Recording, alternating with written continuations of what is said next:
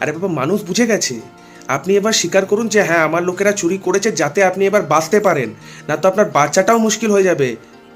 এই যে 23,756 জন বাতিল হয়েছে আজকে, এই 23,756 জনের মধ্যে ধরে রাখুন 8,000 কি 5,000, 6,000, 7,000, 8,000 এরকম লোক হবে। এদের যে এরা তো পুরোপুরি এবার বাতিল হয়ে যাবে। আর যারা ছিল তাদের তো কপি সিবিআই এর কাছে আছে, তো তারা পরে হয়তো তারা চাকরিটা পেয়ে যেতে পারে। কিন্তু এই যে 6-7 হাজার লোক, এদের কি হবে? এরা তো টাকাটা দিয়েছিল আপনাদের কাছে, আর এরা টাকাটা দিয়ে আপনাদের কাছে চাকরিটা পেয়েছিল। আপনারা সেই সময় 20 লাখ টাকা করে নিয়েছিলেন। এই 11, 12, 9, 10, 11, 12-এর সব প্রত্যেকটা মানুষের কাছ থেকে আপনারা 20 লাখ টাকা করে নিয়েছিলেন। আর এই 20 লাখ টাকা আবার সাথে আপনারা এদের কাছ থেকে 40 লাখ টাকা 4 সপ্তাহের মধ্যে দিতে হবে এদেরকে। এরা কোথা থেকে দেবে 40 লাখ টাকা? এই যা টাকা পেয়েছিল তার আবার 12% ইন্টারেস্টের সাথে নেবেন আপনারা টাকাটা। কোথা থেকে দেবে এরা?